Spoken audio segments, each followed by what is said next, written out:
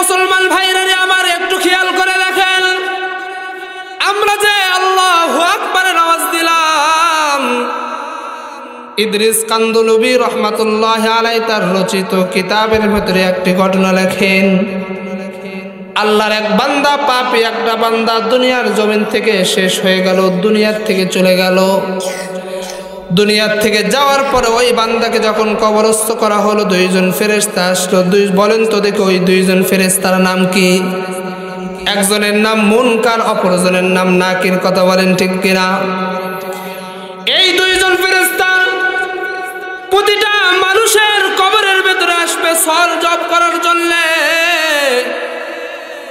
ঠিক তেমনি ভাবে ওই পাপী বান্দার কবরের ভেতরে ওই দুই ফেরেশতা আসলো। এই মুসলমান বাবাজি, কথাগুলো গভীর খেয়াল করে শুনবেন, দিনের কানটা লাগায় কথাগুলো শুনবেন। ইদ্রিস কান্দলুবি রহমাতুল্লাহি আলাইহি লেখেন, আল্লাহর বান্দা পাপী বান্দাকে কবরের ভেতরে দুইজন ফেরেশতা সওয়াল জবাবের জন্য এসেছে। তবে দুইজন ফেরেশতার নাকে এরকম কাপড় দেওয়া। বলেন তো দেখি, নাকে কাপড় দেয় সুগন্ধ আসার কারণে নাকি দুর্গন্ধ আসার কারণে? আল্লাহর বান্দা পাপী ব্যক্তি, সে তার সারাটা জীবন গুনাহ করতে করতে করতে করতে তার জীবনটা শেষ। আল্লাহর বান্দা দুনিয়ার থেকে যাওয়ার পর মুনকার নাকির দুইজনের নাকে কাপড়। এমত অবস্থায় ওই বান্দাকে যখন উঠাইয়া বসাইলো, বসানোর পরে আল্লাহু আকবার, আল্লাহু আকবার, আল্লাহু আকবার, মুহূর্তের ভিতরে ওই দুইজন ফেরেশতার নাকে আর কোনো কাপড় নাই। কে রে? কাপড় ছিল, এখন কাপড় নাই, ব্যাপারটা কি? দুইজন ফেরেশতা রবের কাছে চলে গেল, যায় ডাকতে বলে, আয় রব্বুল আলামিন, ব্যাপারটা কিছু তো বুঝলাম না। ওই বান্দাকে কবরের ভেতরে যাওয়ার পর ওই বান্দাকে যখন উঠে বসাইলাম, বসানোর আগ পর্যন্ত তার তো শরীরের সমস্ত অঙ্গ প্রত্যঙ্গ থেকে তো দুর্গন্ধ আসতেছিল। কিন্তু বান্দাকে যখন উঠে বসাইলাম, বসানোর সঙ্গে সঙ্গে কেমন জানি মিশক আম্বরের ঘেরান। জোরে বলেন আল্লাহু আকবার। আল্লাহ পাক রব্বুল আলামিন ডাকতে বলে, ফেরেশতার দল, ওই বান্দা জমিনের ভিতরে গুনাহ করতে, এটা ঠিক। ওই বান্দা সদা সর্বদা গুনাহের মধ্যে নিমজ্জিত থাকতো। কিন্তু এইরকম মাহফিলের যখন আয়োজন করা হতো, মাহফিলের আগে আগে যায় বসতো। মাহফিলের ভেতরে বসার পর ওই যে আমার পাগল পাড়া বান্দাকে যখন হুজুর বলতো, বক্তা বলতো, কেউ যখন বলতো আল্লাহু আকবার বলো, আমার ওই বান্দাটা নিম্ন আওয়াজে আল্লাহু আকবার বলে নাই, আমার ওই বান্দাটা উচ্চ আওয়াজে আল্লাহু আকবার বলেছে। আর তার আল্লাহু আকবার বলাটা আমি আল্লাহর কাছে অত্যন্ত ভালো লেগেছে, যার কারণে এই আমলটা বান্দার নাজাতের জন্য আমি আল্লাহ রেখে দিয়েছি। তোমরা বান্দার কবরের ভিতরে সওয়াল জবাবের জন্য গেছিলা, আমি আল্লাহ ওই বান্দার কবরে সওয়াল জবাব লাগবে না, ওই যে দুনিয়াতে আল্লাহু আকবার বলার কারণে আমি আল্লাহ বান্দাকে মাফ করে দিয়ে জান্নাতের মেহমান বানায় দিয়েছি। আয় কওমে মুসলমান, খবরদার খবরদার, এই ওয়াক্ত না গফলত के है होशियार होशियार, ये वक़्त न गफलत के है होशियार होशियार। बाजू तेरा तौहीद की क़ुव्वत से क़वी है, बाजू तेरा तौहीद की क़ुव्वत से क़वी है, इस्लाम तेरा देश है तो मुस्तफ़वी है, इस्लाम तेरा देश है तू मुस्तफा भी है।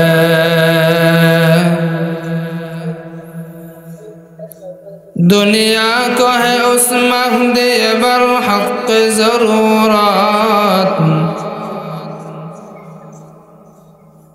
दुनिया को है उस महदी बरहक ज़रूरत।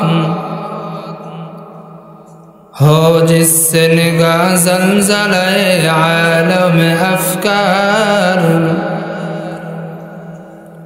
हो जिससे निगाह ज़लज़ले आलम अफ़कार।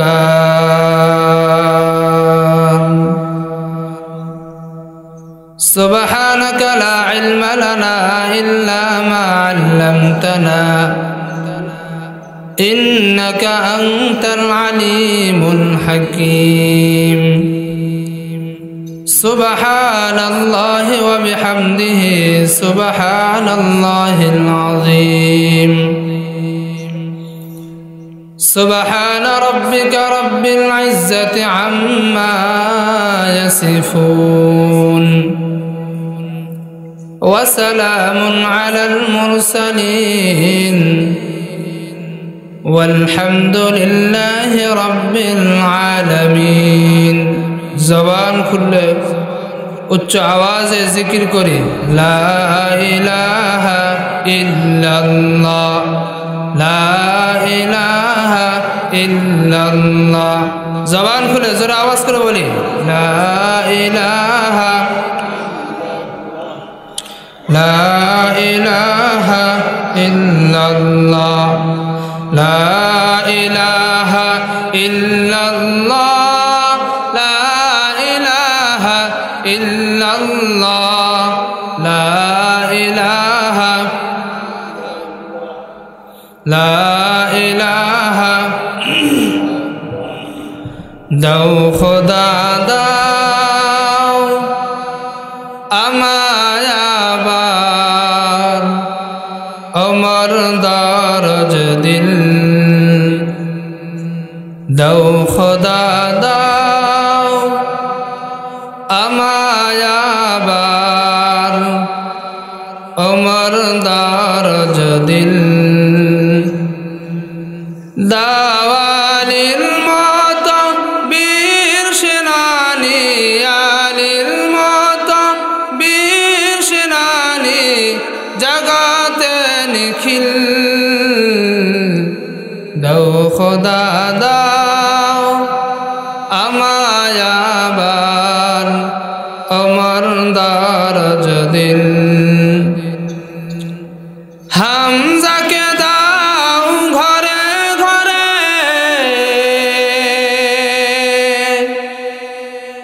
জীবন দিতে কাতরে। হামজাকে দাও ঘরে ঘরে জীবন দিতে কাতরে। আবার কাবা ভাঙতে এলে, আবার কাবা ভাঙতে এলে পাঠাওয়া বাবিল। দাও খোদা দাও আমায়াবার আমার দারজ দিল। লা ইলাহা, জবান খুলে বলি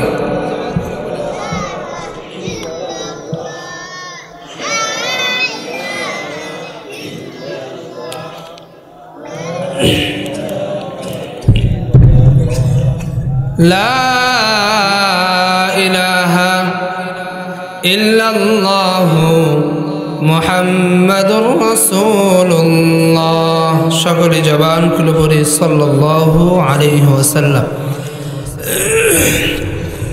ঐতিহ্যবাহী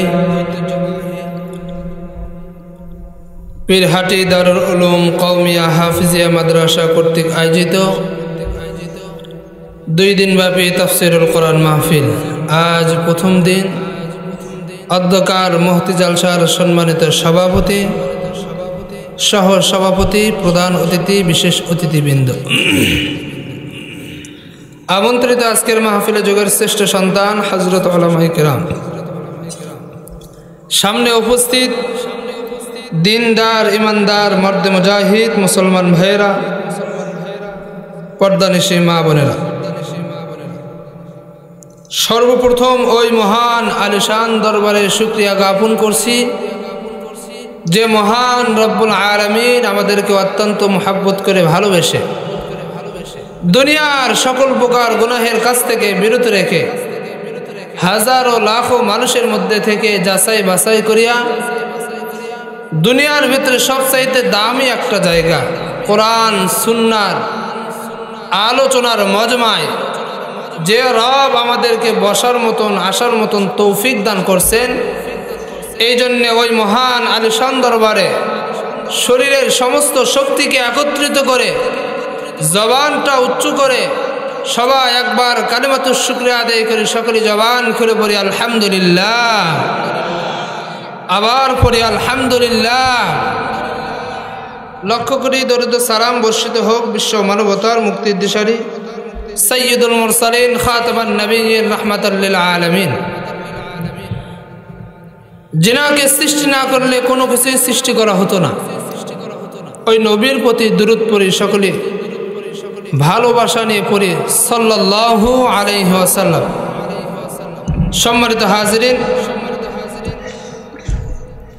আমি আপনাদের সামনে কোরআনুল কারীমের ২৭ নম্বর পারা সূরাতুল কামারের একটি আয়াত তেলাওয়াত করেছি। পয়গম্বরের জবান থেকে বর্ণিত অসংখ্য অগণিত হাদিসের মধ্যে থেকে এক টুকরা হাদিস তেলাওয়াত করেছি। নির্দিষ্ট সময়ের ভেতরে উক্ত আয়াত এবং হাদিস থেকে যেন এমন কিছু কথা এই গোলামের কণ্ঠ দিয়ে বের করে দেয় যার দ্বারা বক্তা শ্রোতা উভয়দেরকে ইহকালে শান্তি পরকালে মুক্তির পাথিও হয়। আল্লাহ যেন এই গোলামের কণ্ঠ দিয়ে এমন কিছু কথা বের করে দেয়, সকলে জবান খুলে পড়ে আমিন। সম্মানিত হাজিরিন, আলোচনার শুরুতে আমি আপনাদের কাছে জানতে চাচ্ছি, আজকের এই মাহফিল পেয়ে আপনারা খুশি না বেজার? জবাবে বোঝা গেল আপনারা অত্যন্ত বেজার। জোরে আওয়াজ করে বলেন খুশি না বেজার? আলহামদুলিল্লাহ। এটা হলো পীরহাটি একটা গ্রাম, অনেক বড় একটা গ্রাম। পীরহাটি, ক্ষুদ্র পীরহাটি, এরকম আছে না? মনে কিছু নিয়েন না, একটা কথা জানতে ইচ্ছা করতেছে, বলবো? জোরে বলেন বলবো? আমি আপনাদের কাছে জানতে চাই, এই পীরহাটি, ক্ষুদ্র পীরহাটি আশেপাশে যেগুলো গ্রাম আছে এগুলোকে বাদই দিলাম, আপনাদের গ্রামে যে কয়জন লোক আপনারা মজমার ভিতরে বসেছেন, আমি জানতে চাই এই কয়জনই কি মুসলমান? জোরে বলেন, এই কয়জনই মুসলমান? অসংখ্য আছে, কথা ঠিক কিনা?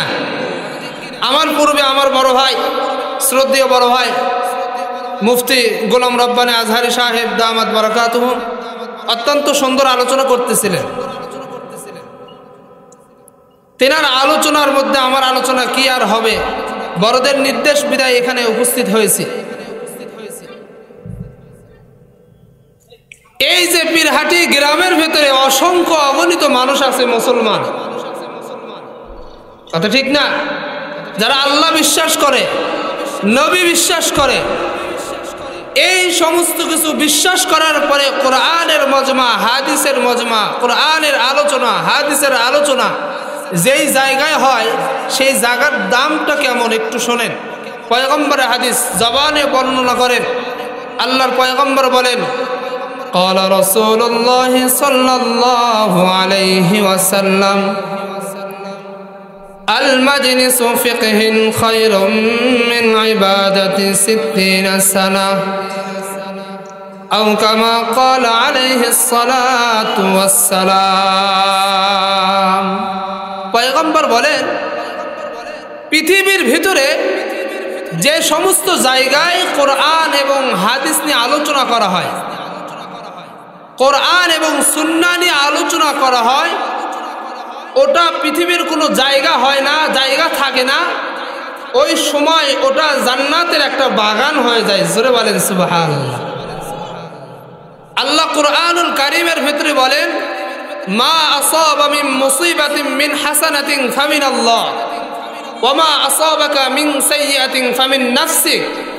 খুব খেয়াল করবেন, আল্লাহ বলেন পৃথিবীর জগতে যে সমস্ত বান্দারা আমার একত্ববাদের স্বীকার করে, দ্বীনের ওপর চলে, তারা নিজের আগ্রহে নিজের ইচ্ছায় কিন্তু চলতে পারে না।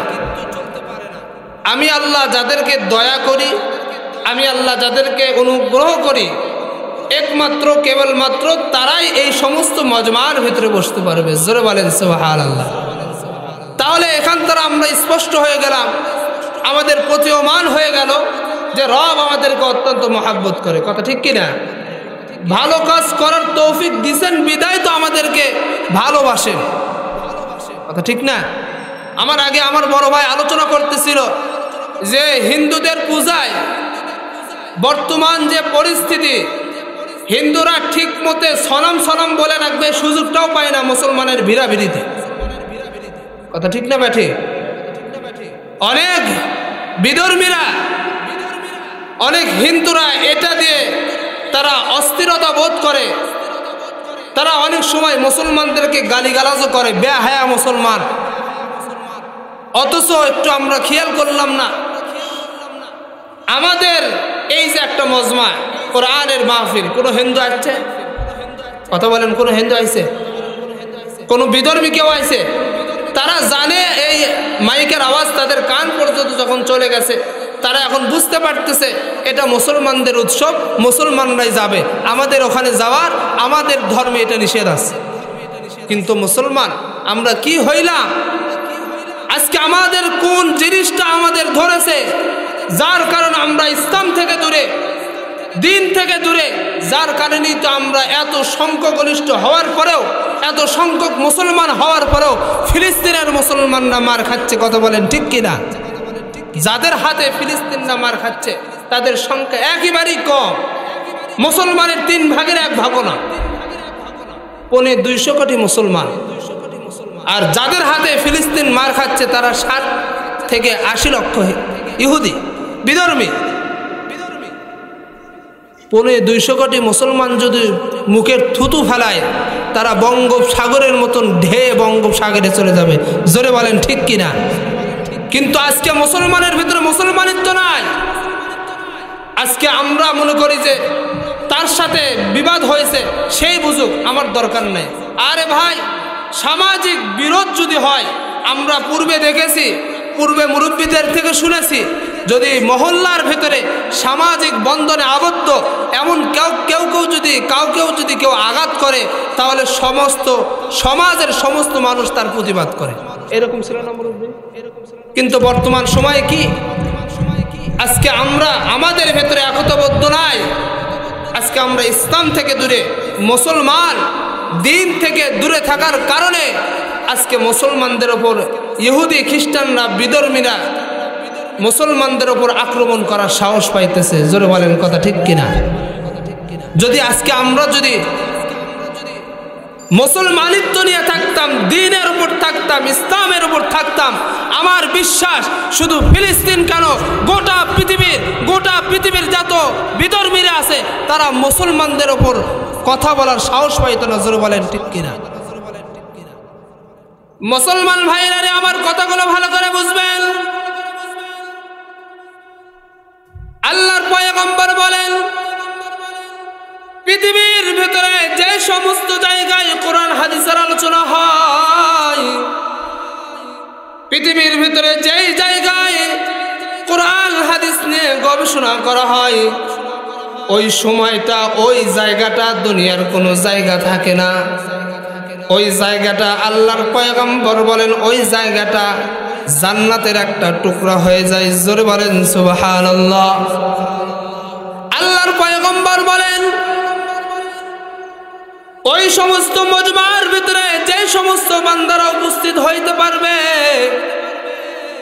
পয়গম্বর আরবি রাহমাতুল লিল আলামিন বলেন, ওই সমস্ত মজমার চতুর্দিকে রহমতের ফেরেশতারা বেষ্টন করে রাখে। শুধু এতটুকুই নয়, আল্লাহর পয়গম্বর বলেন ওই সমস্ত রহমতের ফেরেশতারা যারা মাহফিলের ভিতরে এসে বসেছে দ্বীনের নিয়তে, মানার নিয়তে যারা মাহফিল শুনতেছে, তাদের ব্যাপারে আল্লাহর কাছে মাগফিরাতের জন্য দোয়া করতে থাকে, মাগফিরাতের জন্য দোয়া করতে থাকে। শুধু কি এতটুকুই না, 60 সানা 60 বছর বিরমহীন খাওয়া, ঘুম, পেশাব, পায়খানা সব থেকে বিরত থাকার নাম হলো বিরমহীন। এই 60 বছর বিরমহীন একটা বান্দা ইবাদত করলে যে সব হবে, আর 1 ঘন্টা 2 ঘন্টা 3 ঘন্টা 4 ঘন্টা সময় এইরকম মজমার ভিতরে যদি কোনো বান্দা বসতে পারে, থাকতে পারে, পয়গম্বর বলেন তার আমল নামায় 60 বছর ইবাদত করলে যে সব হবে সে সব তার আমল নামায় দিয়ে দেয়। জোরে বলেন সুবহানাল্লাহ। এই জন্যে এখনও যারা বাইরে এদিক সেদিক ঘোরাফেরা করতেছেন তাদেরকে উদারত আহ্বান জানাবো, মাইকের আওয়াজ যত দূরে যায় আমি সমস্ত মুসলমান ভাইদেরকে পায়ে হাত রেখে অনুরোধের সুরে বলতেছি, ভাই এই যে মজমা 1 বছর পর আজকে আপনাদের সামনে কায়েম হয়েছে, 1 বছর পর এই অনুষ্ঠান হয়েছে, আগামী বছর এই জায়গায় কিন্তু মাহফিল হবে। জোরে বলেন হবে কি না? জোরে বলেন হবে কি না? হওয়া ঠিকই হবে, কিন্তু যদি আল্লাহ আমাদের ভাগ্যে না রাখে এটাই আমাদের শেষ মাহফিলও হতে পারে। কথা বলেন ঠিক কিনা? এই জন্যে আমরা যারা এখনো আসতে পারি নাই রাস্তাঘাটে, আমি তাদেরকে উদারত আহ্বান জানাবো, ভাই এই কোরআন হাদিসের মজমায় আসেন, বসেন, দেখেন না কোরআন কত সুন্দর, দেখেন না কোরআন আপনাকে কেমনি ভাবে ডাকে, দেখেন না কোরআন আপনাকে কি বলে। আল্লাহ বলেন, বান্দা আমি আল্লাহ তোমাকে অত্যন্ত সহজ করে, অত্যন্ত অন্তরের অন্তঃস্থল থেকে বান্দা আমি তোমাকে মহাব্বত করি। আমি যে আয়াতে কারিমা তিলাওয়াত করেছি, এই আয়াতের অর্থ বোঝার আগে একটা উপমা বুঝলে, একটা উদাহরণ বুঝলে কথাটা বুঝতে সহজ হবে। আমার কথা কি ক্লিয়ার বোঝা যাচ্ছে? জোরে বলেন বোঝা যাচ্ছে? পৃথিবীর ভিতরে যত মানুষ আছে সমস্ত মানুষের কথার ওজন, ওয়েট কি এক? জোরে বলেন। এই প্রতিষ্ঠানের মাদ্রাসার প্রধান শিক্ষকের কথার যে ওয়েট হবে সাধারণ শিক্ষকের কথার কি সেই ওয়েট হবে? এই যে আপনাদের Pirhati primary high school college আছে, এখানকার যাই প্রিন্সিপালের কথার যে ওজন হবে একটা সাধারণ শিক্ষকের কি সেই ওজন হবে? এই মন্ত্রীর, প্রধানমন্ত্রীর কথার যে ওজন, যে ওয়েট হবে, এই এমপির কি কথার সে ওয়েট হবে? সমস্ত পৃথিবীর জগতে যত মানুষ আছে, যত আম্বিয়া কিরামরা আছে, সমস্ত মানুষের কথার ওয়েট আর মালিকের কথার ওয়েট কি এক হবে? জোরে বলেন এক হবে? মালিক এক কথা একবার বলছে ওটা 1000 বলার সমান। কথা বলেন ঠিক কিনা? দুনিয়ার ভিতরে একটা বাদশাহ যদি, একটা রাজা যদি, একটা প্রতিনিধি যদি একটা প্রতিশ্রুতি দেয় ওটা অনেক সময় ভঙ্গও হয়ে যায়, কিন্তু মালিক যে প্রতিশ্রুতি দিয়েছে, মালিক যে ওয়াদা করেছে সেটা কোনোদিন ভঙ্গ হবে না। জোরে বলেন সুবহানাল্লাহ। তাহলে মালিক তো এক কথা একবার বললেই চলতো, একাধিকবার কেন বললেন? হজের কথা একাধিকবার কেন বললেন? নামাজের কথা একাধিকবার কেন বললেন? রোজার কথা একাধিকবার কেন বলি? আল্লাহ রাব্বুল আলামিন বলেন, যেহেতু মালিকের কথার দামটা অত্যন্ত বেশি, সব থেকে বেশি, মালিক তো এক কথা একবার বললেই হতো, নামাজের কথা একবার বললেই হতো, রোজার কথা একবার বললেই হতো, জাকাতের কথা একবার বললেই হতো, ইসলামের যত বিধিবিধান আছে, আদেশ নিষেধ যা কিছু আছে না কেন সবগুলো একবার বললেই তো হতো, একাধিকবার কেন বললেন? প্রশ্ন আসে না? না প্রশ্ন কি আসে? জানতে ইচ্ছা করে? কার কার জানতে ইচ্ছা করে একটু হাত তুলে দেখান। আল্লাহ আমাদের সবাইকে দ্বীনের জন্য, ইসলামের জন্য কবুল করুক। জোরে বলেন আমিন। হাত নামান। এই আমার তেলাওয়াতকৃত আয়াত বোঝার আগে আরেকটা আয়াত বুঝতে হবে। সূরাতুল ইয়াসিন 23 নম্বর পারা 5 নম্বর পৃষ্ঠা আয়াত নম্বর 82 আল্লাহ বলেন, ইন্নামা আমরুহু ইযা আরাদা শাইআন আন ইয়াকুলা লাহু কুন ফায়াকুন। রব বলেন এই যে বান্দা তোমরা দুনিয়ার জমিনটা দেখতেছো, আসমান দেখতেছো, কুল কায়নাত দেখতেছো, পাহাড় দেখতেছো, যা কিছু দেখো না কেন সব কিছু আমি মালিক সৃষ্টি করছি দুইটা কথায়। কয় কথায়? মুসলমান বাবাজিরা আমার কথাগুলো গভীর খেয়াল করে শুনবেন। আল্লাহ পাক রব্বুল আলামিন ডাকতে বলে, গোলাম আমি আল্লাহ আসমান বানাইছি, জমিন বানাইছি, কুল কায়নাতকে বানাইছি আমি আল্লাহ দুইটা কথায়। এক নম্বর কথা হলো কোন হও, ফায়াকুন সঙ্গে সঙ্গে হয়ে গেছে। আল্লাহ এই বিশাল খুঁটিবিহীন আসমান আল্লাহ বানাইছে এক শব্দ বলে, কোন শব্দ বলে বানাইছে। জমিনটা আল্লাহ বানাইছে কোন ফায়াকুন বইলা। পাহাড় পর্বত তরুলতা যা কিছু আমরা দেখি সব কিছুকে আল্লাহ বানাইছেন কোন ফায়াকুন বইলা।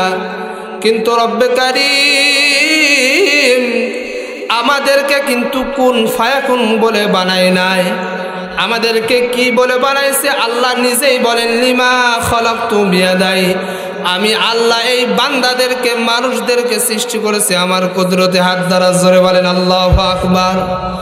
মুসলমানের আওয়াজ এত নিম্ন হলে হবে না, জোরে বলতে হবে আল্লাহু আকবার। হয় নাই মুসলমান, জোরে আওয়াজ করে বলেন আল্লাহু আকবার। এ বীরহাটি মুসলমান ভাইরা আমার একটু খেয়াল করে দেখেন, আমরা যে আল্লাহু আকবারের আওয়াজ দিলাম, ইদ্রিস কান্দলবি রহমাতুল্লাহ আলাইহি তার রচিত কিতাবের ভিতরে একটি ঘটনা লেখেন। আল্লাহর এক বান্দা পাপী একটা বান্দা দুনিয়ার জমিন থেকে শেষ হয়ে গেল, দুনিয়ার থেকে চলে গেল।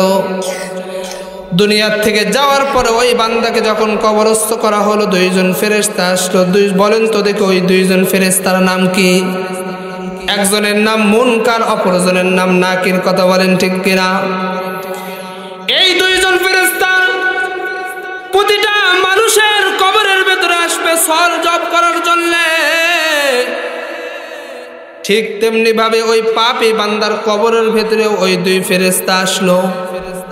এই মুসলমান বাবাজি কথাগুলো গভীর খেয়াল করে শুনবেন, দিনের কানটা লাগায় কথাগুলো শুনবেন। ইদ্রিস কান্দলবি রহমাতুল্লাহ আলাইহি লেখেন, আল্লাহর বান্দা পাপী বান্দাকে কবরের ভেতরে দুইজন ফেরেশতা সওয়াল জবাবের জন্য এসেছে। তবে দুইজন ফেরেশতার নাকে এরকম কাপড় দেওয়া। বলেন তো দেখি নাকে কাপড় দেয় সুগন্ধ আসার কারণে নাকি দুর্গন্ধ আসার কারণে? আল্লাহর বান্দা পাপী ব্যক্তি, সে তার সারাটা জীবন গুনাহ করতে করতে করতে করতে তার জীবনটা শেষ। আল্লাহর বান্দা দুনিয়ার থেকে যাওয়ার পর মুনকার নাকির দুইজনের নাকে কাপড়। এমতো অবস্থায় ওই বান্দাকে যখন উঠাইয়া বসাইলো, বসানোর পরে আল্লাহু আকবার আল্লাহু আকবার আল্লাহু আকবার, মুহূর্তের ভিতরে ওই দুইজন ফেরেশতার নাকে আর কোনো কাপড় নাই। কে রে? কাপড় ছিল এখন কাপড় নাই, ব্যাপারটা কি? দুইজন ফেরেশতা রবের কাছে চলে গেল, যায় ডাকতে বলে, আয় রব্বুল আলামিন, ব্যাপারটা কিছু তো বুঝলাম না। ওই বান্দাকে কবরের ভেতরে যাওয়ার পর ওই বান্দাকে যখন উঠে বসাইলাম, বসানোর আগ পর্যন্ত তার তো শরীরের সমস্ত অঙ্গ প্রত্যঙ্গ থেকে তো দুর্গন্ধ আসতেছিল। কিন্তু বান্দাকে যখন উঠে বসাইলাম, বসানোর সঙ্গে সঙ্গে কেমন জানি মিশক আম্বরের ঘেরান। জোরে বলেন আল্লাহু আকবার। আল্লাহ পাক রব্বুল আলামিন ডাকতে বলে, ফেরেশতার দল, ওই বান্দা জমিনের ভিতরে গুনাহ করতে, এটা ঠিক। ওই বান্দা সদা সর্বদা গুনাহের মধ্যে নিমজ্জিত থাকতো। কিন্তু এইরকম মাহফিলের যখন আয়োজন করা হতো, মাহফিলের আগে আগে যায় বসতো। মাহফিলের ভেতরে বসার পর ওই যে আমার পাগল পাড়া বান্দাকে যখন হুজুর বলতো, বক্তা বলতো, কেউ যখন বলতো আল্লাহু আকবার বলো, আমার ওই বান্দাটা নিম্ন আওয়াজে আল্লাহু আকবার বলে নাই, আমার ওই বান্দাটা উচ্চ আওয়াজে আল্লাহু আকবার বলেছে, আর তার আল্লাহু আকবার বলাটা আমি আল্লাহর কাছে অত্যন্ত ভালো লেগেছে, যার কারণে এই আমলটা বান্দার নাজাতের জন্য আমি আল্লাহ রেখে দিয়েছি। তোমরা বান্দার কবরের ভিতরে সওয়াল জবাবের জন্য গেছিলা, আমি আল্লাহ ওই বান্দার কবরে সওয়াল জবাব লাগবে না, ওই যে দুনিয়াতে আল্লাহু আকবার বলার কারণে আমি আল্লাহ বান্দাকে মাফ করে দিয়ে জান্নাতের মেহমান বানায় দিয়েছি। তাহলে বলেন তো দেখি, আল্লাহু আকবার বলতে বললে আস্তে বলবেন না জোরে বলবেন? জোরে বলেন মুসলমান বাবাজিরা আমার, তাহলে একবার জোরে বলেন না আল্লাহু আকবার। আকাশ বাতাস মুখরিত করে আবার বলেন না আল্লাহু আকবার। একটু মায়া নিয়ে আল্লাহকে মোহাব্বত করে বলেন না আল্লাহু আকবার। আল্লাহ রাব্বুল আলামিন ডাকতে বলেন, গোলাম আমি আল্লাহ আসমান বানাইলাম, জমিন বানাইলাম, সবগুলোকে আমি আল্লাহ বানাইলাম কুন ফায়াকুন বইলা, আর তোমাদেরকে আমি আল্লাহ বানাইছি আমার নিজ কুদরতে হাত দ্বারা। তোমার সাথে আমার হাতের স্পর্শ লেগেছে বিদায় তোমার প্রতি আমার মায়াটা বেশি, তোমার সাথে আমার সম্পর্ক হয়েছে বিদায় তোমার প্রতি আমার মোহাব্বতটা বেশি, যার কারণে কোরআনুল কারীমের ভিতরে একবার নয় একাধিকবার আমি আল্লাহর নামাজের কথা বলেছি। জোরে বলেন সুবহানাল্লাহ। এ বান্দা, যার কারণে আমি আল্লাহ একবার নয় একাধিকবার অধিকবার রোজার কথা বলেছি রে বান্দা। আমি আল্লাহ হজের কথা একবার নয় একাধিকবার বলেছি, যাকাতের কথা একবার নয় অধিক পরিমাণ বলেছি।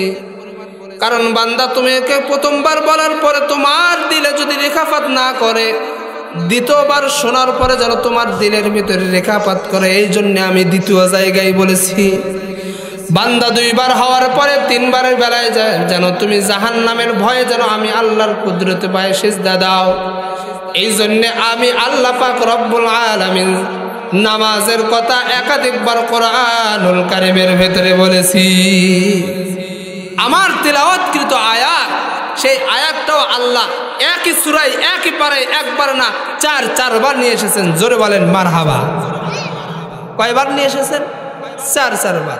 আল্লাহ বলেন, ওয়ালাকাদ ইয়াসসারনাল কুরআন লিযিকর। সুবহানাল্লাহ বলেন।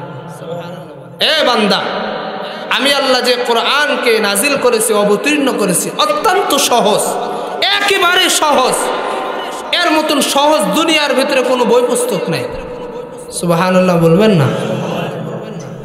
আল্লাহ পাক রব্বুল আলামিন ডাকতে বলেন, গোলাম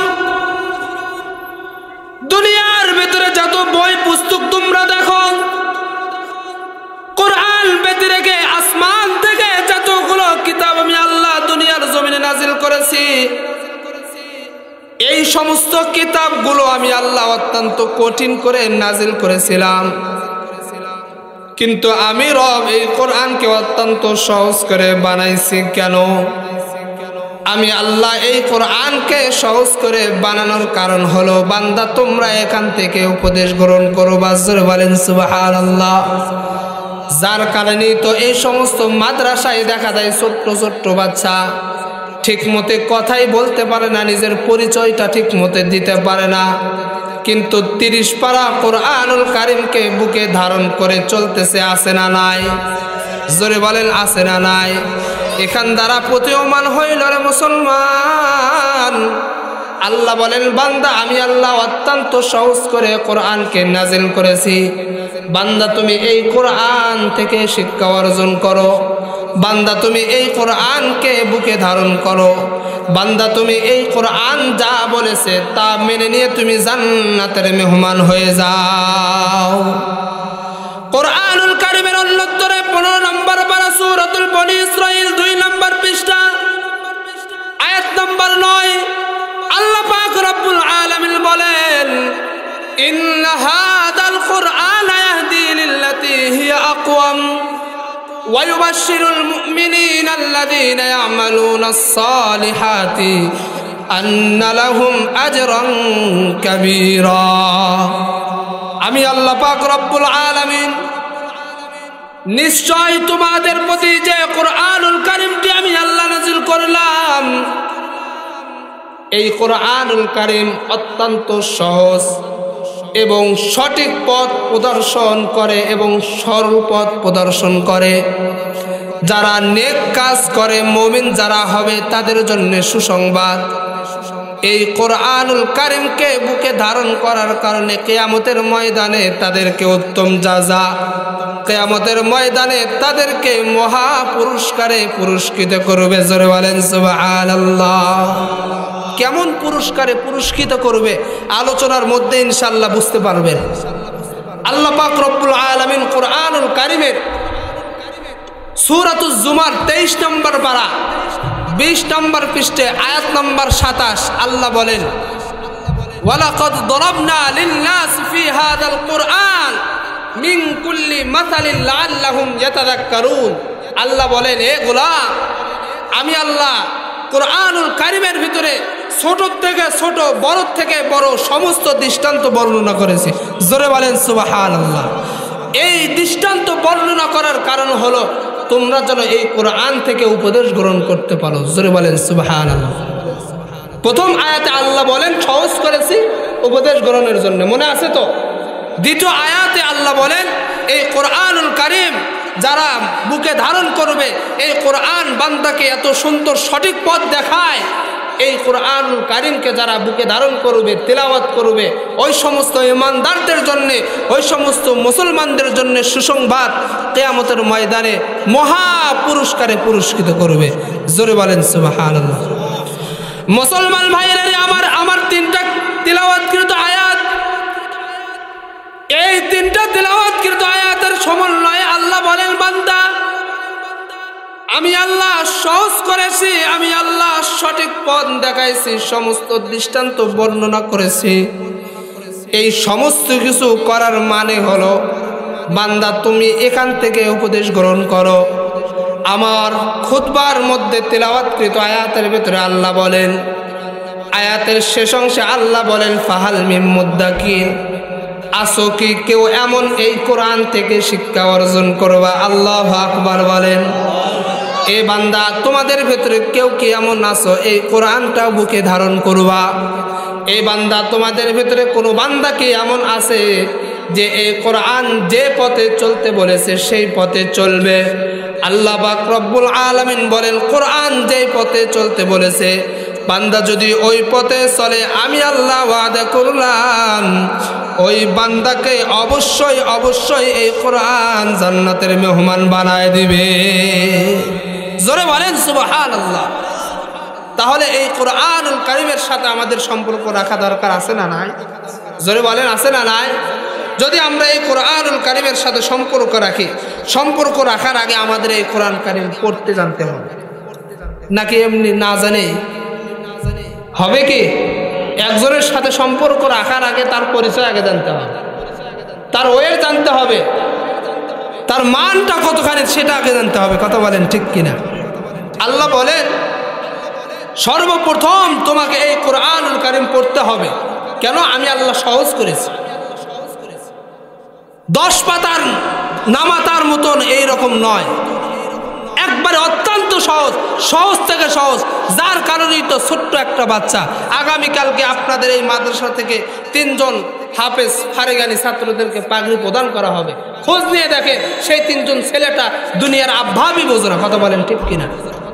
এই জন্য মুসলমান আমাদের সর্বপ্রথম কোরআন শিক্ষা করতে হবে। পয়গম্বর বলে, যারা কোরআনুল কারীম শিক্ষা করে, দুনিয়ার ভিতরে তাদের মান কেমন, দুনিয়ার ভিতরে তাদের মর্যাদাটা কেমন। হাদিসটি সহিহ বুখারীতে এসেছে, সহিহ মুসলিমে তো হাদিসটি এসেছে। খেয়াল করেন এই দিকে। আল্লাহর পয়গম্বর বলেন, ক্বালা রাসূলুল্লাহ সাল্লাল্লাহু আলাইহি ওয়াসাল্লাম, খায়রুকুম মান তাআল্লামাল কুরআনা ওয়া আল্লামা, আও কামা ক্বালা আলাইহিস সালাতু ওয়াস সালাম। পয়গম্বর বলেন, দুনিয়ার ভিতরে যত মানুষ তোমরা দেখো, এই বান্দা, পৃথিবীর জগতে তোমরা যত মানুষ দেখো, ডাক্তার বলো, ইঞ্জিনিয়ার বলো, ব্যারিস্টার বলো, দুনিয়ার শিক্ষায় শিক্ষিত যত ডাক্তার MBBS আছে, যাই কিছু থাকে না কেন, আমি পয়গম্বর বলে দিলাম যারা 2 গুণে গুণান্বিত হবে একমাত্র কেবলমাত্র দুনিয়ার ভিতরে তারাই সবচাইতে দামি। কে বলেছেন? আল্লাহর পয়গম্বর বলেছেন। কে বলেছেন বলেন? আল্লাহর পয়গম্বর বলেছেন। পয়গম্বরের কথাই কোনো মিথ্যা আছে? জোরে বলেন আছে? এই সেই পয়গম্বর বলেন যারা কুরআনুল কারীম শিক্ষা অর্জন করবে এবং শিক্ষা দিবে দুনিয়ার ভেতরে একমাত্র কেবলমাত্র তারাই দামি। জোরে বলেন সুবহানাল্লাহ। অথচ আমরা যারা কুরআনুল কারীম শিক্ষা করে এবং শিক্ষা দেয় সমাজে আমরা তাদেরকে কোন চোখে কোন মানে দেখি একটু খেয়াল করে দেখেন তো। আফসোস, পরিতাপের বিষয় হলো সত্য, আজকে আমরা আলেমদের থেকে অনেক দূরে চলে গেছি। কোরআন পড়নেওয়ালা ছাত্রদেরকে দেখলে বলে ওই যে এতিম যাচ্ছে, এরকম বলি কি বলি না? এই জোরে বলেন বলি কি বলি না? অথচ পরিষ্কার হাদিস সহিহ হিব্বানের ভিতরে এসেছে, আল্লাহর পয়গম্বর বলেন মান ইউরিদিল্লাহু বিহি খায়রান ইউফাক্কিহু ফিদ্দীন। রব পয়গম্বরের মাধ্যমে জানান, পয়গম্বর বলেন পৃথিবীর ভিতরে ওই সমস্ত মানুষই কোরআন শিক্ষা অর্জন করতে পারে, ওই সমস্ত বান্দারাই কোরআনের উপর চলতে পারে যাদেরকে আল্লাহ দয়া করে, অনুগ্রহ করে, মেহেরবানি করে। আজকে আমরা কাদেরকে গালি দিচ্ছি? যাদেরকে রব অত্যন্ত মহাব্বত করে নিজের কালামুল্লাহকে বুকে ধারণ করার সুযোগ করে দিয়েছে। কথা বলেন ঠিক কিনা? মুসলমান ভাইয়েরা আমার কথাগুলো একটু খেয়াল করে শুনুন। আল্লাহর পয়গম্বর বলেন দুনিয়ার ভিতরে যারা কুরআনুল কারীম শিক্ষা অর্জন করবে এবং শিক্ষা দিবে তাদেরকে আমি পয়গম্বর দুনিয়ার মধ্যে শ্রেষ্ঠত্ব দান করলাম। তাহলে আমরা এখন বুঝলাম যারা কুরআনুল কারীম পড়ে তাদেরকে শ্রেষ্ঠত্ব দান করেছেন কে? আল্লাহর পয়গম্বর দান করেছেন। কে দান করেছেন? আল্লাহর পয়গম্বর দান করেছেন, তারা দুনিয়ার ভিতরে দামি। আর যারা কুরআনুল কারীম শিক্ষা অর্জন করে নাই তাদের দামটা কত? আল্লাহর পয়গম্বরের হাদিসটি তিরমিজি শরীফের ভিতরে আছে। আল্লাহর পয়গম্বর বলেন قال رسول الله صلى الله عليه وسلم إن الذي ليس في جوفه شيء من القرآن كالبيت الخر أو كما قال عليه الصلاة والسلام। পয়গম্বর আরবি রাহমাতাল লিল আলামিন বলেন এ দুনিয়ার গুনাহগার উম্মতের দল, তোমাদের ভিতরে যারা কুরআনুল কারীম শিক্ষা অর্জন করো নাই অথচ দুনিয়ার শিক্ষা অর্জন করেছো, দুনিয়ার শিক্ষায় তুমি মহাপণ্ডিত হয়ে গেছো, জ্ঞানের বাহার হয়ে গেছো, কিন্তু তোমার ভিতরে কোরআন নাই, আমি পয়গম্বর বলে দিলাম তোমার মান হলো একটা বিরামহীন ঘরের সমতুল্য। যেই ঘরে কোনো মানুষ থাকে না সেই ঘরের সমতুল্য তোমার। প্রিয় ভাইয়েরা আমার, তাহলে একটু খেয়াল করেন, পয়গম্বর প্রথম হাদিসে বলেন যারা কুরআনুল কারীম শিক্ষা অর্জন করবে তাদের দাম দুনিয়ার মধ্যে সবচাইতে বেশি। আর যারা কুরআনুল কারীম শিক্ষা অর্জন করবে না তাদের দাম দুনিয়ার সমস্ত মানুষ থেকে, সমস্ত একবারে নিম্ন থেকে নিম্ন বিরামহীন ঘরের সাথে তুলনা দিয়েছে। তাহলে দুইটা হাদিসের সমন্বয়ে তাহলে আমাদের কি জানা হলো? যারা কুরআনুল কারীম শিক্ষা অর্জন করবে তাদের দামটা আল্লাহর দরবারে অত্যন্ত বেশি। আর যারা কুরআনুল কারীম শিক্ষা অর্জন করবে না তাদের কোনো দাম নাই, তাদের কোনো দাম নাই, তাদের কোনো দাম নাই। তাহলে আমি আপনাদের কাছে এখন জানতে চাই, আপনারা কুরআনুল কারীম শিক্ষা অর্জন করবেন কি করবেন না? শিক্ষা অর্জন করবেন কি করবেন না? শিক্ষা অর্জন করলে দামি হবেন, আর শিক্ষা অর্জন না করলে বিরামহীন ঘরের সাথে তুলনা দিয়েছেন কে? আল্লাহর পয়গম্বর দিয়েছেন। কে দিয়েছেন? মুসলমান বাবাজিরা আমার, এই জন্য কুরআনুল কারীম যদি আমরা শিক্ষা অর্জন করতে পারি পয়গম্বর আমাদের দামটা অনেক বেড়ে দিবেন। আর যদি না শিক্ষা অর্জন করতে পারে তাহলে আমাদের কোনো দাম নাই। যার ভিতরে কোরআন নাই ওই বান্দা জান্নাতে কোনোদিন যেতে পারবে না। তাহলে দুনিয়ার শিক্ষায় আমরা যতই শিক্ষা অর্জন করি না কেন আমাদের কুরআনুল কারীমের শিক্ষা আবশ্যক, ফরজ করতে হবে। কথা বলেন ঠিক কিনা? এই যে আমরা যারা মাহফিলের প্যান্ডেলের ভিতরে বসলাম, আমরা যারা মজমার ভিতরে উপস্থিত হইলাম, আমরা মুসলমান, এখানে অনেক বয়োবৃদ্ধ লোক আছে যারা কোরআনুল কারীম পড়তে পারে না, আছে না নাই? জোরে আওয়াজ করে বলেন, আছে না নাই? অনেক যুবক ভাই আছে দুনিয়ার নর্তকীদের নাম জানে, দুনিয়ার সমস্ত খেলোয়াড়দের নাম জানে, দুনিয়ার সমস্ত গায়কদের নাম জানে, নায়িকাদের নাম জানে। আফসোস পরিতাপের বিষয় হলেও সত্য, ওই সমস্ত যুবক ভাইরা কোরআনুল কারীম কত পারা এটাই জানে না। কথা বলেন ঠিক কিনা? এই জন্য ভাইরা আমার, কোরআনুল কারীম আমাদের শিক্ষা অর্জন করতে হবে। আল্লাহর পয়গম্বর সাল্লাল্লাহু আলাইহি ওয়াসাল্লাম বলেন, তোমাদের ভেতরে যারা কোরআনুল কারীম শিক্ষা অর্জন করো নাই, তোমাদের ভেতরে যারা কোরআনুল কারীম পড়তে শেখো নাই, তাদের মতন হতভাগা দুর্ভাগা দুনিয়াতে আর কেউ নয়। তাহলে তো আমরা হতভাগা দুর্ভাগার অন্তর্ভুক্ত হয়ে গেলাম। তাহলে এখন আমাদের করণীয় কি? পয়গম্বর রাহমাতাল লিল আলামিন ডাকতে বলে, এ উম্মতের দল, পেরেশান হয় না, নৈরাশ হয় না। আমি পয়গম্বর তোমাদের জন্য শেষ একটা মেসেজ দিয়ে দিলাম। পয়গম্বর আরবি রাহমাতাল লিল আলামিন ডাকতে বলেন, হাদিসটি আবু দাউদ শরীফের ভিতরে আছে।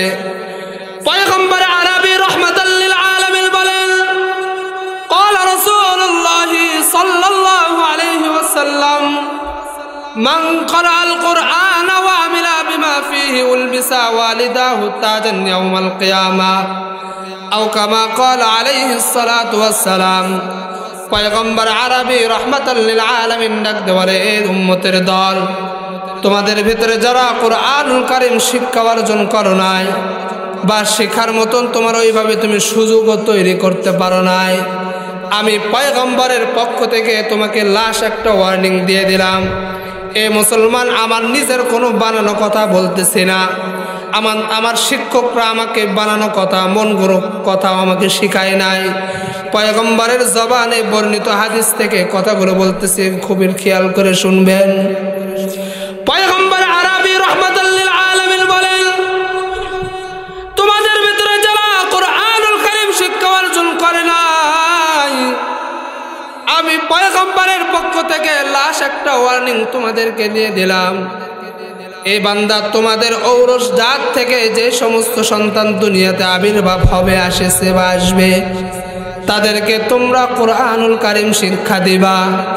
সর্বপ্রথম তোমরা তোমাদের সন্তানকে কোরআনের আওয়াজ দিলের ভেতরে দিবা। যদি তোমার সন্তানকে কোরআনের আওয়াজ তুমি দিলের ভিতরে দিতে পারো, শিক্ষা দিতে পারো, আমি পয়গম্বর বলে দিলাম, ওই সন্তান তোমাকে জান্নাতে নিয়ে যাওয়ার জন্য যথেষ্ট। জোরে বলেন সুবহানাল্লাহ। এই জন্য আমাদের যে সমস্ত সন্তান দুনিয়াতে আবির্ভাব হয়েছে, আগমন করেছে, আমরা যারা কোরআনুল কারীম পড়তে পারি না, আমি ওই সমস্ত যুবক ভাইদেরকে বলবো, ওই সমস্ত বাবাজিদেরকে বলবো, পর্দার আলের মা বোনদেরকে বলবো, রে মা, তুমি নিজেও কোরআনুল কারীম পড়তে পারো নাই, তোমার সন্তানদেরকে কোরআনুল কারীমের শিক্ষা দাও। কারণ কোরআনুল কারীম শিক্ষা অর্জন করলে ডাক্তার হওয়া যাবে না, কথাটি ভুল। কোরআনুল কারীম শিক্ষা অর্জন করলে MBBS হওয়া যাবে না, কথাটি ভুল। কোরআনুল কারীম শিক্ষা অর্জন করলে জজ ব্যারিস্টার হওয়া যাবে না, কথাটি ভুল। আপনার সন্তানকে সর্বপ্রথম কোরআনের শিক্ষা দেন। যদি আপনার সন্তানকে কোরআনের শিক্ষা দিতে পারেন, কোরআনের শিক্ষার পরে আপনার সন্তানকে উকিল বানান, আপনার সন্তান দ্বারা কোনোদিন জালিয়াতি প্রকাশ পাবে না। কথা বলেন ঠিক কিনা? আপনার সন্তানকে সর্বপ্রথম কোরআনের শিক্ষা দেন, তারপরে আপনার সন্তানকে MBBS ডাক্তার বানান। আপনার সন্তান ডাক্তারের নামে কসাই হবে না। কথা বলেন ঠিক কিনা? এরে মুসলমান, আল্লাহর গোলাম, আপনার সন্তানকে সর্বপ্রথম কোরআনের শিক্ষা দেন, তারপরে আপনার সন্তানকে জজ বানান, ব্যারিস্টার বানান। ওই সমস্ত সন্তানের দ্বারা কোনো সময় 2 নম্বরে কাজ হবে না। কথা বলেন ঠিক কিনা? যদি আপনি আপনার সন্তানকে কোরআনুল কারীমের শিক্ষা দিতে পারেন, এর দ্বারা শুধু আপনার সন্তানে উপকৃত হবে না রে মুসলমান, পয়গম্বর হাদিসের শেষ অংশে বলেন তাজান ইয়াউমাল কিয়ামা, কিয়ামতের ময়দানটা যখন কায়েম হয়ে যাবে, কায়েম হয়ে যাওয়ার পরে জান্নাতওয়ালারা জান্নাতে চলে যাবে, জাহান্নামীওয়ালারা জাহান্নামে যাবে।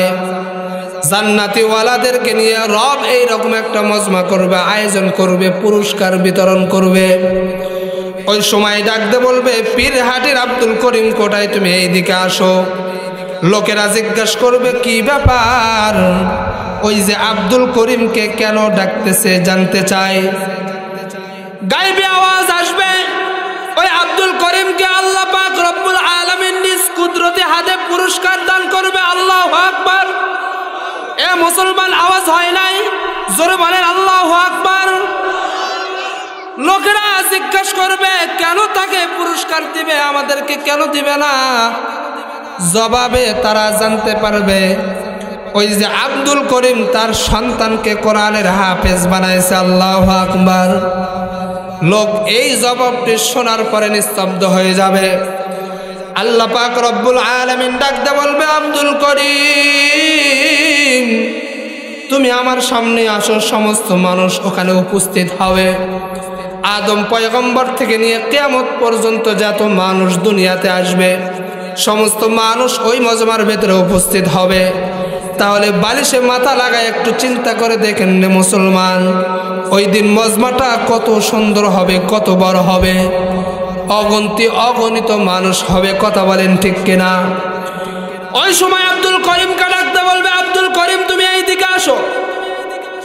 আল্লাহ পাক রব্বুল আলামিন নিজ কুদরতি হাত দ্বারা আব্দুল করিমের মাথায় একটা নূরের তাজ পরায় দিবে। পয়গম্বর আরবি রাহমাতাল লিল আলামিন বলেন, ওই নূরের আলো এত বড় আলো হবে, এত পাওয়ারফুল আলো হবে, এই যে আমরা যে সূর্য দেখতেছি তার থেকেও কোটি কোটি গুণ বেশি আলো ওই নূরের তাজের হবে। জোরে বলেন না আল্লাহু আকবার। আরো জোরে বলেন না আল্লাহু আকবার। তাহলে সন্তানদেরকে কোরআন শিক্ষা দিতে রাজি আছি তো? কে কে রাজি না ইনশাআল্লাহ হাত তুলে দেখাই তো।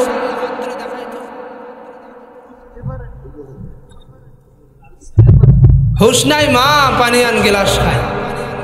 আসলে কি গিলাস কি খাওয়া যাবে বলেন? হ্যাঁ জোরে বলেন, গিলাস খাওয়া যাবে? মানে হুশ নাই। হুশে আলোচনা শুনতে হবে। সারা রাত আলোচনা শোনার পরে সকালে যা বিবিকে বলতেছে, বিবি হুজুর জানে কি জানে আলোচনা করলো, জুলাইখা ছেলে না মেয়ে, ডাকতে বলতেছে তুমি এইরকম ওয়াজ আরো 20 বছর আগের থেকে শুনে আসতেছো। ওই ওয়াজ যেখানে শুনেছো প্যান্ডেল পার হয়েছে তো ওয়াজ শেষ। এইরকম হওয়া যাবে না। এখান থেকে কিছু অর্জন করতে হবে। কথা ঠিক কিনা? যে আয়াত বললাম, যে হাদিস বললাম, এখানে উপদেশ আছে না নাই? জোরে বলেন আছে না নাই? আজকে আমার সন্তানকে কোরআন শিক্ষা পেতে রেখে স্কুল মিডিয়ামে পড়াইতেছি, ইংলিশ মিডিয়ামে পড়াইতেছি, এতে বাধা নাই। কোরআন আপনাকে বাধা দেয় না। আপনার সন্তানকে ডাক্তার বানান, কোরআন আপনাকে বাধা দেয় না। আপনার সন্তানকে ব্যারিস্টার বানান, কোরআন আপনাকে বাধা দেয় না। কোরআন আপনাকে বলে সন্তানকে তুমি যাই শিক্ষা দাও না কেন, সর্বপ্রথম তুমি তোমার সন্তানকে কোরআনের শিক্ষা দাও। আয়াত বলেছিলাম আন্না লাহুম আজরান কাবীরা, উত্তম মহা পুরস্কার দিবে। পুরস্কারটা হলো নূরের তাজ আল্লাহ পরায় দিবে। জোরে বলেন সুবহানাল্লাহ। এখন আমরা যারা এখানে উপস্থিত হয়েছি, অনেকেরই সন্তানও বড় হয়ে গেছে, দুনিয়ার ঝামেলার কারণে তারাও কোরআনুল কারীম পড়তে পারে না। তাহলে তারা বড় বিপদের মধ্যে পড়ে আছে। পয়গম্বর বলেন না, এমনও যদি কোনো উম্মত থাকে তার জন্যও আমি পয়গম্বর সুপারিশের জন্য প্রস্তুত আছি। তবে শর্ত হলো 4 গুণে গুণান্বিত হবে। কয় গুণে? জোরে বলেন কয় গুণে? প্রথম গুণ হলো হয় তুমি আলেম হও। আমরা তো আলেম হওয়ার বয়স নয়। আলেমের ছাত্র হও, সেটাও হতে পারবো না, কারণ সেই বয়সটা আমাদের নেই। পয়গম্বর বলেন 3 নাম্বার, আলেমের সহযোগী হও, ছাত্রদের সহযোগী হও। যদি তুমি হতে পারো, আমি পয়গম্বর বলে দিলাম তোমাকে সুপারিশ করে জান্নাতে নিয়ে যাও, আমি পয়গম্বরের দায়িত্ব হয়ে গেল। জোরে বলেন সুবহানাল্লাহ। আলেম হই নাই, আলেমের ছাত্র হতে পারি নাই, কিন্তু সহযোগিতা করার মনোবল এখনো তো আছে। কথা বলেন ঠিক কিনা? এখন অনেকেই ভাবতেছেন হুজুর এখন কালেকশনের দিকে যাচ্ছে। না, আমি আপনাদেরকে শুধু বুঝাইতে চাচ্ছি, আমি আপনাদেরকে জান্নাতের রাস্তা দেখাই দিচ্ছি, এই পথে যান, আল্লাহ আপনাকে সঠিক পথ দেখাবে। এই পথ থেকে বিরত হন, আল্লাহ আপনাকে জাহান্নাম থেকে হেফাজত করবেন। রাগ হচ্ছে? কথাগুলো স্পষ্ট বোঝা যাচ্ছে? পয়গম্বর বলেন, তোমরা 3 নম্বর গুণ হলো তোমরা আলেমকে সহযোগিতা করো, ছাত্রদের সহযোগিতা করো। এই যে আপনাদের পীরহাটে এই মাদ্রাসা, অনেক এতিম ছাত্র আছে না নাই? এই জোরে বলেন, আছে না নাই? নিম্ন সমাজের ভেতরে নিম্নমানে আর্থিক অসচ্ছলতার কারণে সন্তানকে মাদ্রাসায় দিয়েছে। এই সমস্ত সন্তানকে আপনি যদি মাসে বা বছরে বা আপনি যখন সময় পান, আপনার হাতে যখন টাকা হয়, মাদ্রাসায় যদি 1000 টাকা দেন, আপনার সংসার কি ধুয়ে শেষ হয়ে যাবে? এই জোরে বলেন, শেষ হয়ে যাবে। পয়গম্বর বলেন, তোমরা আলেমের সহযোগী হও। যদি সহযোগী হতে পারো, আমি পয়গম্বর বলে দিলাম, এই সহযোগিতা হওয়ার কারণে আমি আল্লাহ তোমাকে মাফ করে দেবো। জোরে বলেন সুবহানাল্লাহ। ছোট্ট একটি ঘটনা বলে আমি আপনাদের থেকে বিদায় নেব। কারি তৈয়ব রহমতুল্লাহ আলাইহি তার রচিত কিতাবের ভেতরে একটি ঘটনা লেখেন। দিল্লির একটা জমিদার ছিল, জমিদারের একটা ছেলে ছিল। ছেলেটা মদ পান করত, ছেলেটা অনর্থকভাবে চলত, লোকদের উপর জুলুম করত। কারণ বাবার প্রভাবশালী হওয়ার কারণে, টাকা পয়সার অভাব নাই, কে তাকে মানা করবে, কে তাকে বারণ করবে? এইরকম তো কেউ নেই। এইরকম সমাজের ভেতরে আছে নাকি নেই? এইরকম মানুষ আছে না নাই? বাবার টাকা থাকার কারণে, বাবা মামা অনেক বড় নেতা হওয়ার কারণে তার গরমে এলাকার ভেতরে থাকা যায় না, আছে না নাই? জোরে বলেন, আছে না নাই? কারি তৈয়ব রহমতুল্লাহ আলাইহি লেখে, জমিদারের ছেলে তার কাজটাই ছিল প্রতিদিন মদ পান করা। প্রতিদিন মদের আড্ডায় যায় মদ পান করত। বর্তমান সেটার নাম হয়েছে বার হাউস, বর্তমান তার নাম হয়েছে নাইট ক্লাব। যুবক ভাই যারা আছে তারা ভালো বুঝবে। মদ পান করত। মানুষ যখন মদ পান করে, মানুষকে ওই সময় স্বাভাবিক থাকে না, অস্বাভাবিক হয়ে যায়। জোরে বলেন, অস্বাভাবিক হয় কি হয় না? অনেক সময় রোড ঘাটে দেখা যায়, অনেক সময় ফজরের পরে রাস্তা দিয়ে বের হলে দেখা যায় এমনি কথা বলতেছে, ভাষণ দিচ্ছে, অনেকে অনেক কথাই বলতেছে। জিজ্ঞাসে জানা যায় লোকটা মাতাল হয়েছে, লোকটা মদ পান করছে, লোকটা গাঁজা খাইছে। কথা বলেন ঠিক কিনা? মুসলমান ভাইয়েরা আমার কথাগুলো ভালো করে বুঝবেন। আল্লাহর পয়গম্বর বলেন, তোমরা 4 গুণে গুণান্বিত হও। 4 গুণে গুণান্বিত যদি তোমরা হতে পারো, তাহলে আমি পয়গম্বর তোমাদের জন্য সুপারিশ করব। 1 নম্বর গুণ হলো তোমরা আলেম হও। বয়স তো বয়বৃদ্ধ হয়ে গেছে, আলেম হতে পারবো না। 2 নম্বর আলেমের ছাত্র হও। দুনিয়ার কাজকর্মে লিপ্ত হওয়ার কারণে, দুনিয়ার ব্যস্ততার কারণে আলেমের ছাত্র হওয়ার মতন সুযোগ আমার নাই। 3 নম্বর পয়গম্বর বলেন, 3 নম্বর গুণ হলো তুমি আলেমদের সহযোগী হও। তুমি আলেমদেরকে সাহায্য করো, কোরআন পড়নেওয়ালা ছাত্রদেরকে তুমি সহযোগিতা করো। যদি তুমি এই সহযোগিতা করতে পারো, আমি পয়গম্বর বলে দিলাম তোমাকে জান্নাতে নিয়ে যাওয়া আমি পয়গম্বরের ওয়াজিব হয়ে যাবে। জোরে বলেন না সুবহানাল্লাহ। কারি তৈয়ব রহমতুল্লাহ আলাইহি লেখেন, দিল্লির জমিদারের ছেলে, তার কাজটাই ছিল প্রতিনিয়ত মদ পান করা। প্রতিনিয়ত বিকালবেলা মদের আড্ডায় যেত, বার হাউসে যাইতো, নাইট ক্লাবে যাইতো, নষ্টা ভষ্টা মেয়েদেরকে নিয়ে নাচা গান করতো, তারপরে মদ পান করে বাড়ির দিকে যেত।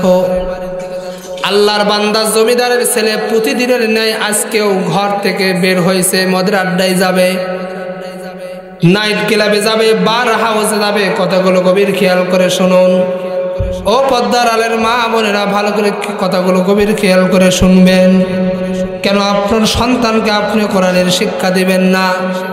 কেন আপনি আপনার সন্তানকে কারণ কোরআনের হাদিস শেখাবেন না? কারণ কোরআন হাদিস যদি আপনি না শেখাইতে পারেন, অত্যন্ত কমপক্ষে আপনি আপনার জায়গা থেকে যারা আলেম হয়েছে, যারা কোরআন পড়নেওয়ালা ছাত্র, তাদেরকে সহযোগী করেন। এই সহযোগিতা করার কারণে আল্লাহ আপনাকে অনেক বড় প্রতিদান জান্নাত দিবে। জোরে বলেন সুবহানাল্লাহ। কারি রহমাতুল্লাহি আলাইহি লেখেন, আল্লাহর বান্দা জমিদারের ছেলে মদ পান করার জন্য ঘর থেকে বের হয়ে যায়। প্রতিদিন যেই সময় ঘর থেকে বের হয়, আজকে ঘর থেকে বের হইতে একটু লেট হয়েছে। চতুর্দিকে অন্ধকার নেমে এসেছে। মসজিদ থেকে মধুর কণ্ঠে মুয়াজ্জিন আজান দিচ্ছে, হাইয়া আলাস সালাহ।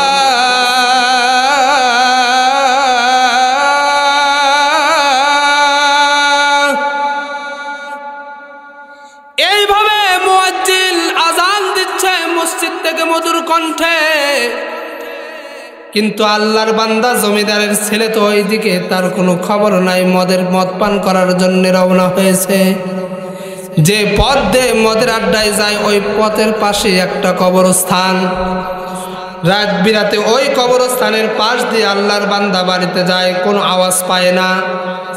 সেই দিন মদের আড্ডায় যাওয়ার সময় ওই কবরস্থানের ভেতর থেকে করুণ কণ্ঠে, কচি কণ্ঠে কান্নার আওয়াজ আসতেছে। আল্লাহর বান্দা জমিদারের ছেলে সামনেও যায় না, পিছনেও যায় না, ওই জায়গায় দাঁড়িয়ে গেলেন। দাঁড়িয়ে থেকে কানটা খাড়া করে ওই কান্নাগুলো শুনতেছেন। কান্নার মধ্যে ভেসে আসতেছে ছোট্ট একটা বাচ্চা মার কবরের পাশে দাঁড়ায়া ডাক দিয়ে বলতেছে, মারে। দুনিয়ার মধ্যে কত মা তার সন্তানকে কত সুন্দর আদর যত্ন করে বুকে লালন করতেছে, আজ তুমি মা আমাকে একা করে দিয়ে তুমি কোথায় গেলে আরামের ঘুম ঘুম পাড়তেছো। অপরদিকে বাবার কবরে ডাক দিয়ে বলতেছে, বাবারে, দুনিয়ার মধ্যে কত বাবা তাদের সন্তানের জন্য বাজার থেকে মজা আনতেছে। ও বাবা, তুমি আমার জন্য মজা না নিয়ে আসো, আমার কোনো কষ্ট হবে না। কমপক্ষে আমাকে বাবা ডাকতে তুমি আমাকে দিলা না। এইভাবে ছোট্ট বাচ্চাটি কান্না করতেছে, টপ টপ করে জমিনে পানি পড়তেছে। ছোট্ট বাচ্চা একবার মায়ের কবরে গড়াগড়ি করে, একবার বাবার কবরে গড়াগড়ি করে। এইভাবে গড়াগড়ি করে করে এক পর্যায়ে মা বাবার কবর জিয়ারত করে আল্লাহর বান্দা ছোট্ট মাসুম বাচ্চা ঘরের দিকে রওনা হয়। আল্লাহর বান্দা জমিদারের ছেলে ছোট্ট ডাক দিয়ে বলতেছে, বাবা তুমি এই দিকে আসো, নাম কি? ছোট্ট বাচ্চা ডাক দিয়ে বলে, আমার নাম হলো আব্দুল্লাহ। বলে, বাবা কান্না করো কেন?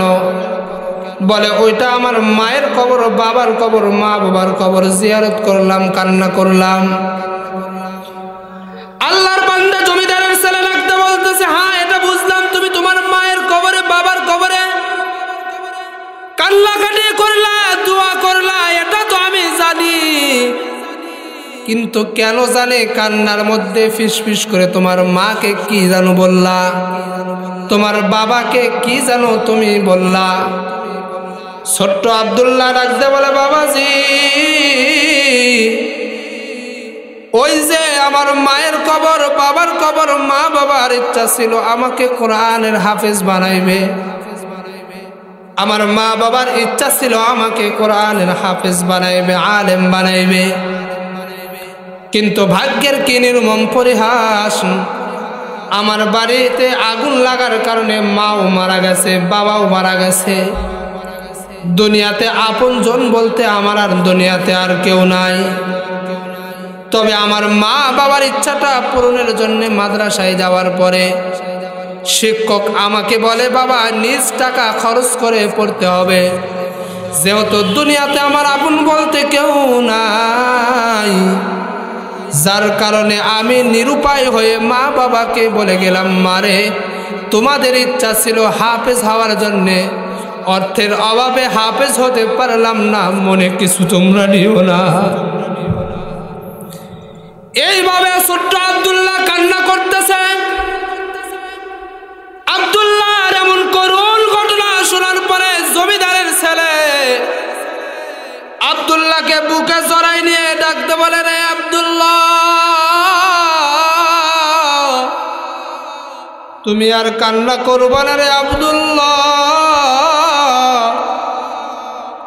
আমি থাকতে তোমার কোনো পেরেশানি নাই, আমি তোমার কান্না সহ্য করতে পারতেছি না রে আব্দুল্লাহ। আমি তোমার জন্যে তেলের ব্যবস্থা করব, আসবাবপত্র সমস্ত কিছুর ব্যবস্থা করব, তুমি কান্না করো না। আল্লাহর বান্দা জমিদারের ছেলে এখন মদের আড্ডায় যায় না, বার হাউসে যায় না। আল্লাহর বান্দা ছোট্ট আব্দুল্লাহকে নিয়ে গভীর রাত্রে বাজারের দিকে রওনা হয়। জোরে বলেন না সুবহানাল্লাহ। এ মুসলমান ভাইরা রে আমার, একটু খেয়াল করেন, দিলটাকে একটু নরম করেন, দেখেন 2 ফোঁটা চোখের পানি পড়ে কিনা। এই মজমার ভেতরে যদি 2 ফোঁটা চোখের পানি আপনি ফালাইতে পারেন, আমার দিল বলতেছে আজকের মাহফিলটা কেমন জানি আল্লাহর দরবারে কবুল হয়ে গেছে। আজকের মাহফিলের ব্যাপারে রহমতের ফেরেশতা আল্লাহর কাছে ওকালতি করতেছে। এই বন্ধু, এই বাবাজি, পর্দার আলের মা বোনেরা খুব খেয়াল করে শুনুন। আল্লাহর বান্দা জমিদারের ছেলে ছোট্ট আব্দুল্লাহকে নিয়ে বাজারের দিকে রওনা হয়। বাজারে যাওয়ার পরে আব্দুল্লাহর জন্য আসবাবপত্র ক্রয় করে আব্দুল্লাহর তেল কিনে নিয়ে আব্দুল্লাহকে নিয়ে মাদ্রাসার দিকে রওনা হয়। মাদ্রাসার খুব কাছাকাছি একবারে নিকটবর্তী হওয়ার পরে ছোট্ট আব্দুল্লাহকে জমিদারের ছেলে রাখতে বলে, আব্দুল্লাহ, ওই যে দেখা যায় মাদ্রাসা, যাও তুমি মাদ্রাসায় চলে যাও। আব্দুল্লাহ জমিদারের ছেলেকে জড়ায় ধরে ডাকতে বলে, বাবাজি, দুনিয়াতে আপন বলতে আমার কেউ নাই, কেউ নাই। আপনি আমার গার্ডিয়ান হয়ে, আমার অভিভাবক হয়ে আমাকে ভর্তি করায় দেন। জমিদারের ছেলে চোখে পানি নিয়ে ডাকতে বলে, আব্দুল্লাহ, এই কথা একবার বলেছ, দ্বিতীয়বার আর বলো না। কারণ যদি তুমি এই কথা বলো, তোমার সাথে আমার সম্পর্ক আছে, এটা যদি এলাকার মানুষ জানে, তোমাকে আমি অর্থ দিয়ে সহযোগিতা করতেছি, এটা যদি কেউ জানে, তোমাকে মাদ্রাসায় নিবে না, তোমার কোরআন পড়াও হবে না। এই মুসলমান দেখেন কি এমন করুণ ঘটনা। আল্লাহু আকবার, আল্লাহু আকবার। ছোট্ট আব্দুল্লাহ এখন ডাকতে বলে, বাবাজি, তাহলে কেন আপনাকে মানুষ দেখতে পারে না, আপনাকে গালিমন্দ করে? আল্লাহর বান্দা জমিদারের ছেলে ডাকতে বলে, আব্দুল্লাহ,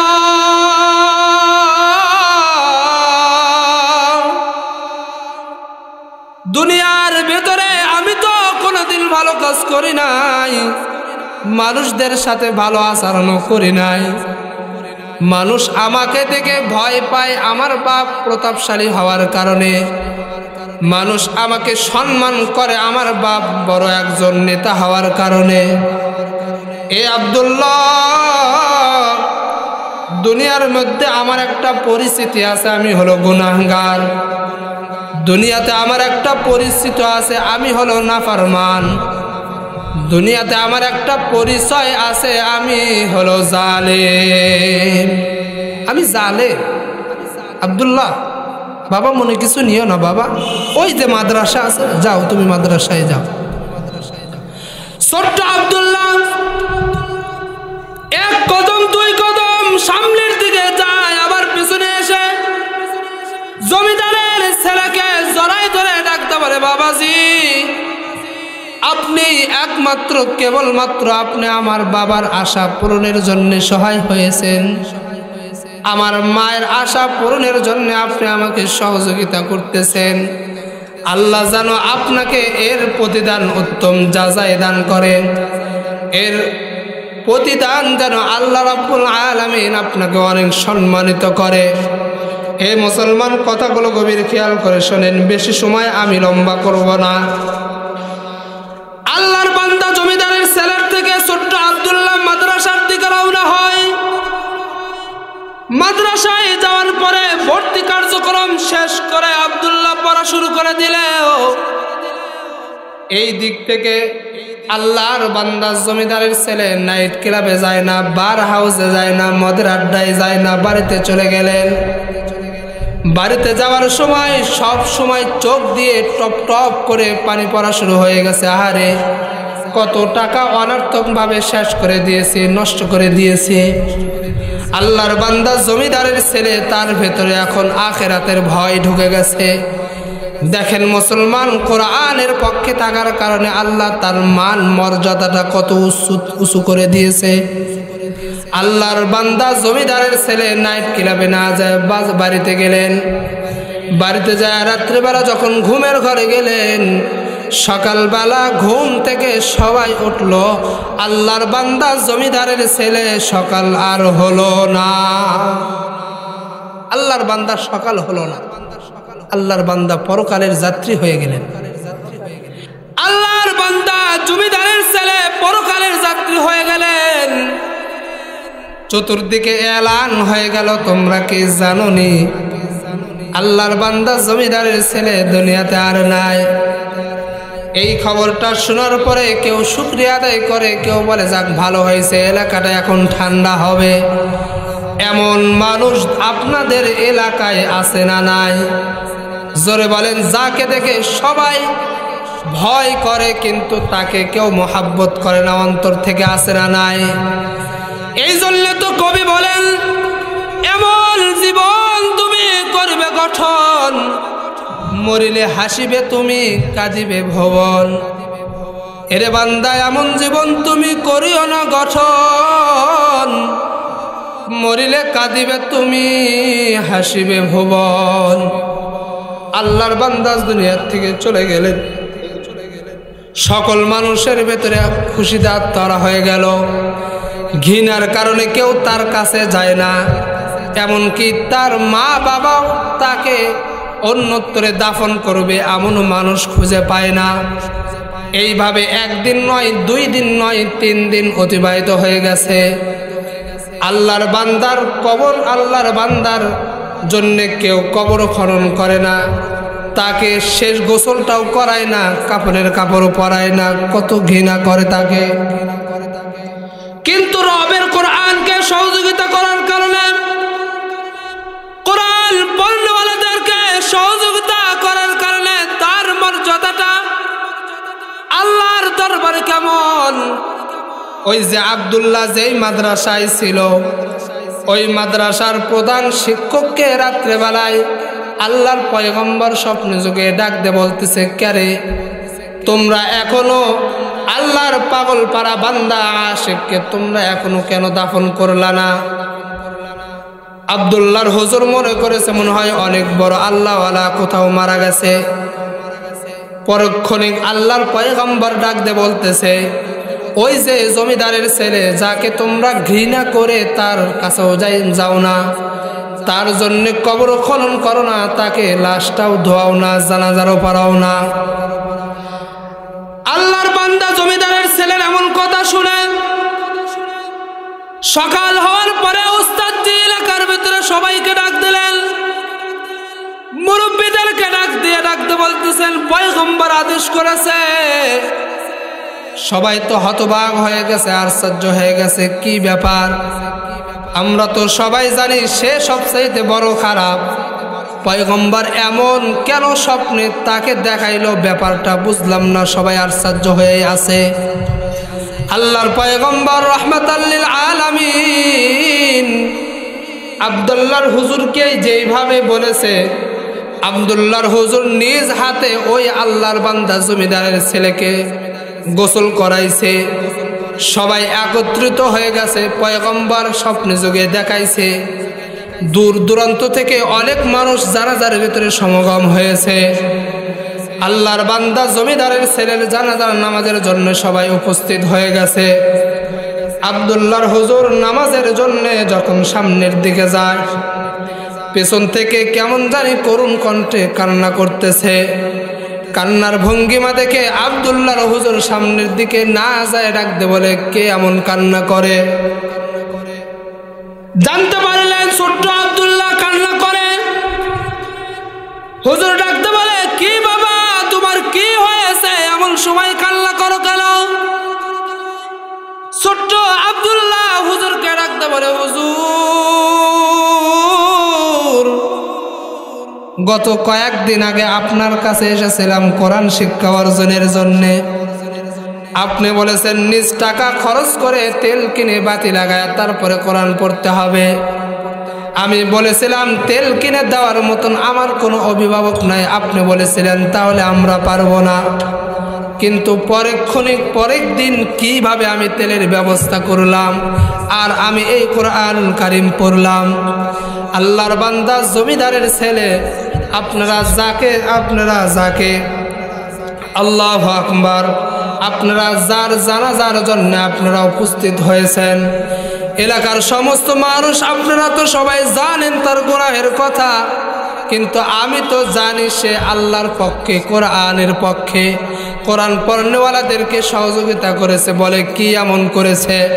বলে আমি যখন আপনার কাছ থেকে নিরুপায় হয়ে মা বাবার কবর জিয়ারত করে বাড়ির দিকে রওনা হয়ে যাই, এমতো অবস্থায় ওই ভাই ওই বাবা আমাকে বুকে জড়াই নিয়ে ডাক দে, বলে বাবারে তোর কোনো টেনশন নাই, কোনো পেরেশানি নাই, তুই কোরআনের হাফেজ হবি, আলেম হবি, যত সহযোগিতা লাগে আমি তোকে সমস্ত সহযোগিতা করব। জোরে বলেন না আল্লাহু আকবার।